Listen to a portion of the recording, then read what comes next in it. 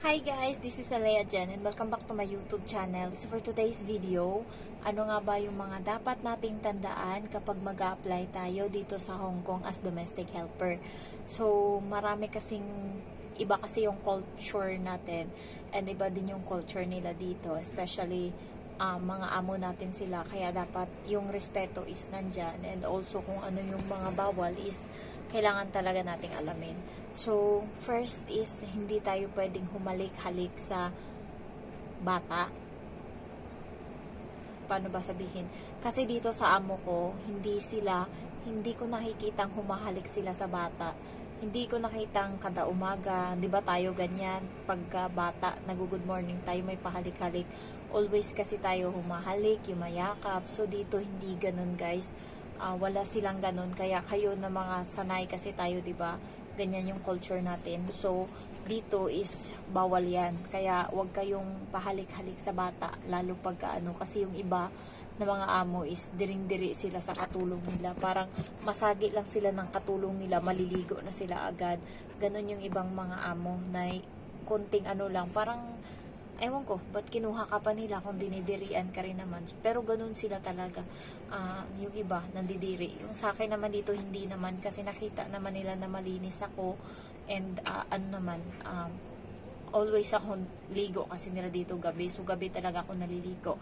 Yung iba, nandidiri sila kasi nga umaga naliligo yung ibang mga Pinay. And sa gabi, hindi na naliligo. And ayaw nila yun. Para sa kanila, dapat pagkatapos ng araw, doon ka na maligo para malinis ka na pagdating ng gabi. So, ganun yung nila dito, yung paniniwala. Ayan. So, first is, yun nga, bawal humalik-halik. Second is, kung ano yung mga pagkain dyan na hindi binibigay sa'yo, huwag mong kainin. Halimbawa, minsan kasi, guys, nagkakamali tayo. Halimbawa, iabot sa'yo yan para initin. Ikaw naman, hindi mo narinig yung sinabi, kinain mo. So, pwedeng may tendency na ma-terminate ka. Kanina nga, yung babae na nag-post is hinalikan. Hindi niya hinalikan yung bata, pero yun yung ng amo na sabi hinalikan niya. So, na-terminate siya 1 year and 1 month na siya. Naghaharutan lang daw sila ng bata and siguro, accidentally na nasagi, ganyan. Pero, hindi niya hinalikan yung bata. And sabi nung amo is, hinalikan mo yung bata. Parang pinagnanasaan mo kasi 4 na taong gulang na lalaki. Parang ganun, may saltik yung utak, 'di ba? So ayun, tinerminate nila na on the spot. Ayan, kaya kayo ingat kayo and also sa mga pagkain, kayo, tawag nito, tanungin niyo muna, halimbawa iaabot sa iyo, baka kasi ipainit yan yung kinain mo na, baka kasi ipabalat yan sa iyo yung prutas kinain mo na.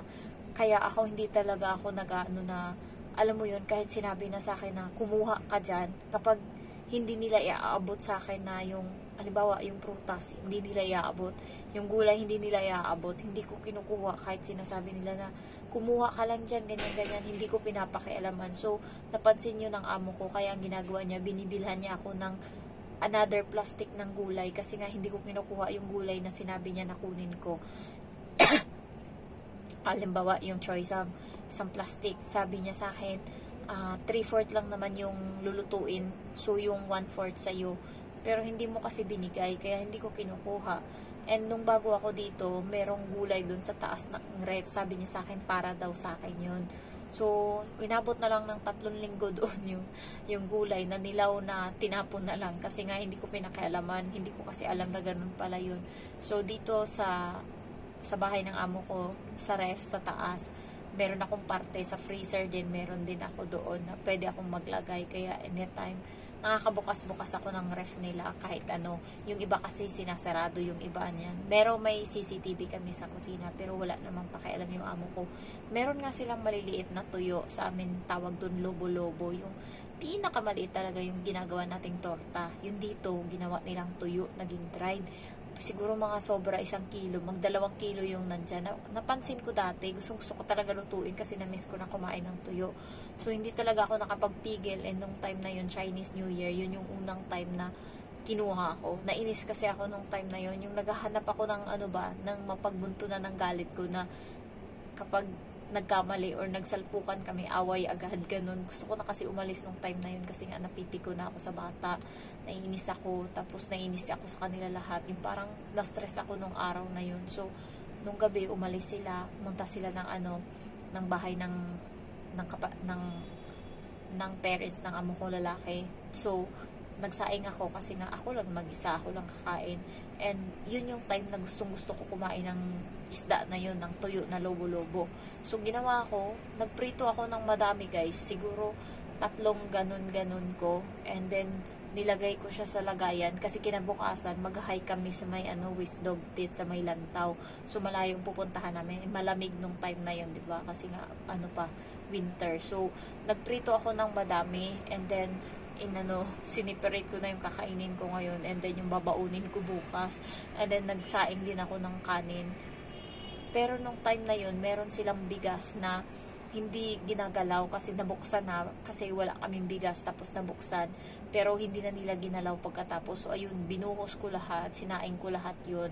And yung iba dinala ko sa hiking namin. So meron CCTV doon. Hindi ko alam kung nakita nila o hindi. Pero wala namang reklamo. Kaya simula nun, gumagalaw na ako sa kusina. Yung parang hindi na ako natatakot. Katulad dati na barinig ko lang yung yapak-yapak niya and kumakain ako para akong tatayo agad ako. Yung parang natatakot ako. Hindi na ako ganyan ngayon, karapatan kong kumain. So, ayan, naging ganyan na ako. And next is, natatandaan nyo, huwag kayong umupo sa mga sofa-sofa nila kapag hindi sinabi sa inyo. Huwag kayong umupo dyan kasi ayaw nila na yung mga gamit nila is pinapakialaman mo. Kaya kapag may gusto kayong kunin or ganyan, hingin, sabihin nyo sa kanila na, ayan, sabihin nyo muna. Huwag kayong pala decision ba, yung mag-una kasi nga minsan nagkakamali.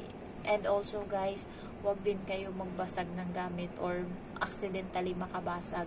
Kasi nga, yung iba, hindi nila iniisip na aksidente mo yung nagawa. Para sa kanila, basta nabasag mo, and nagbibilang yan sila hanggang 3. Kapag nakatatlong basag ka na, yung iba is nag-determinate na, lalo yung mga may pamahiin, lalo yung mga matatanda. Kasi nga, iniisip nila malas yun. Kaya ingat-ingat kayo, lalo na sa mga ganyan.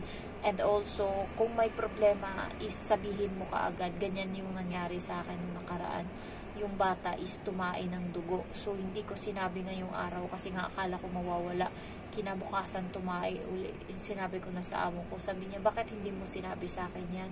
Sabi niya, next time sabihin mo kaagad kasi nga sayang daw, nagpunta sila sa hospital kanina and hindi ko sinabi, so hindi niya nasabi sa doktor na may dugo ngayong tae ng bata. So ayan, yung mga ganyang bagay is sabihin nyo kahit na merong CCTV para in case is alam mo yun, parang at least sinabi mo, hindi yung antayin mo pang ma-discover nila bago mo sabihin.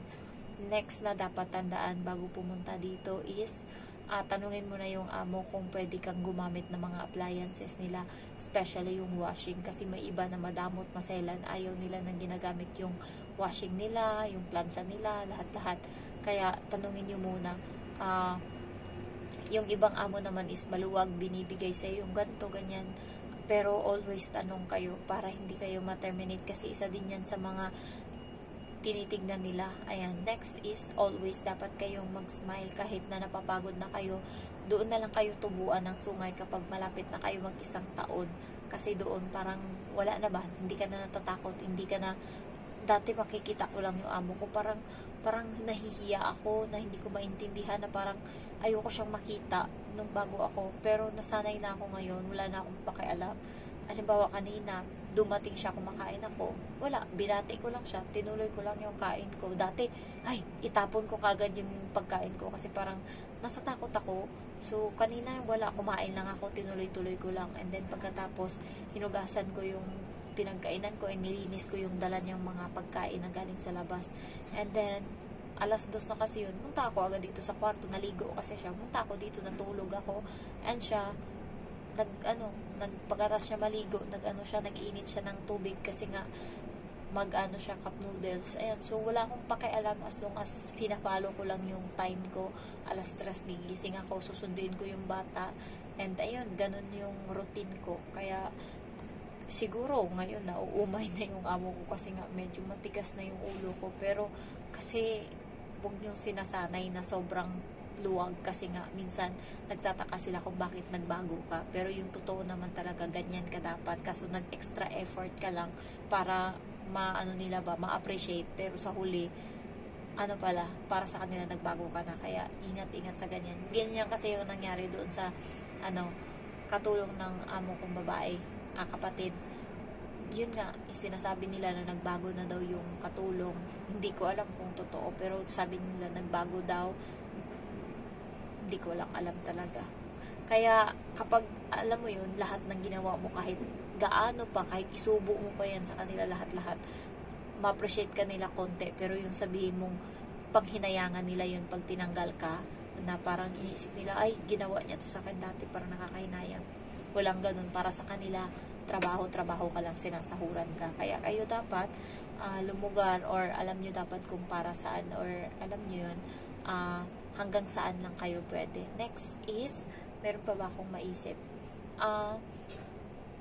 Tandaan nyo always na dapat malinis sa bahay, kasi may ibang amo na naggaganyan ba, nagpapiano, and ayaw na ayaw nila. Focus kayo sa toilet, focus kayo sa CR, kasi mostly ng mga amo doon sila tumatambay. Alam nyo ba, napansin ko ngayon kung bakit doon sila nagpuputol ng kuko sa CR. Nakita ako, binuksan yung bowl, nilagay yung kuko doon sa may butas ng bowl, and doon naggupit-gupit ng kuko, tapos finish nung natapos. Hindi ko alam anong pamahiin yan, pero ganun pala yung ginagawa nila. Kasi nagtataka ako, bakit doon magpuputol ng kuko? Hindi pwedeng sa labas na lang. Ganun pala sila, guys, bubuksan nila, and doon sila magputol ng kuko. So tayo, 'di ba? Kukuha lang tayo ng isang tissue, and then uupo sa gilid. Ayan, magpuputol na. Sa kanila hindi pwede ganyan. Parang nila, CR talaga yung diretsyo nila, and doon magpuputol. Kaya kailangan focus kayo na dapat malinis yung CR, mabango, kasi nga doon sila tumatambay. Pag yan sila, matagal na yung sa 20 minutes, 15 minutes dyan silang nandoon. Hindi ko alam anong ginagawa nila, pero nandoon sila. And yung amo kong lalaki nga, pag nag-CR, ang tagal lumabas. Paglabas, sobrang baho, kasi nga nakulog. Ayan. So, ayun lang, guys. Dadagdag na lang ako in case na may nakalimutan ako dito sa vlog ko. Kasi nga, grabe na yung antok ko ngayon. 4 hours kasi yung tulog ko. Maaga naman ako natatapos, always 10:30. Kaso nagsi-cellphone ako, and then meron akong makikitang movie ng Chinese. Ang ganda kasi ng mga movie ng mga Chinese, yung mga alam mo yun, yung mga kwento-kwento nila. So, nandun yan sa mga reels, short videos, mga videos sa Facebook. Doon, hindi na ako titigil. Minsan yung isang video, inaabot ng 15 minutes. 15 minutes na sayang dyan. So, natatapos ako 10:30, nakakatulog ako minsan 1:00 na. Kasalanan ko, I know it. So, binabawi ko naman sa hapon. Kaso parang ngayon, hindi na katulad nung nakaraan na kapag nahiga ako, pag hapon, nahiga agad. Ngayon, nahiga ako kanina 2:35, and then nagising ako 2:45.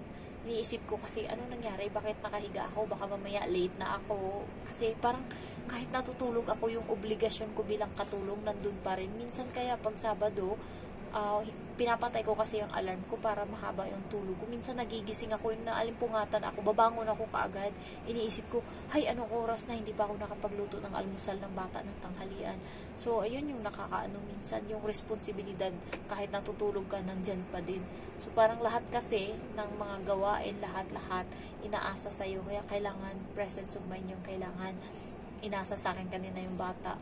4:00, magsuswimming sila. So, ang labas ng bata sa bus is 3:45. Meron lang kaming 15 minutes. Shamshoy po kami, and Namchong kami nang galing. So, pupunta pa kami Shamshoy po. Buti na lang kamo yung bata nakisama kanina. Pinapakain ko siya ng saging habang naglalakad kami. So, kaya mabilis yung lakad niya. And iniiwanan ko siya minsan. Tapos, tumatakbo lang siya. Alam mo yung hinahabol niya lang ako. Kapag iniiwanan ko naman siya, hindi sa gitna ng daan. May mga basher kasi ako ng mga, alam mo yun, napaka-perfecto. So, iniiwanan ko siya kapag yung nandyan kami sa gilid ng daan na yung may bakal para makapag muna. Kasi nga, kung aantayin ko siya, tatagal kami. Kaya kailangan maglalakad talaga ako ng mabilis para habulin niya ako. So, shout out sa inyo na mga basher ko. Bahala kayo dyan as long as kumikita ako ng pera. Mukha talaga akong pera. Uy, ang laki ng babayaran ko kasi nga tignan nyo yung bahay ko, natinga siya. Wala na akong pampagawa, and hindi pa materhan yung bahay na pinagawa ko. So, ayun lang. Thank you for watching, and I love you all. Bye-bye.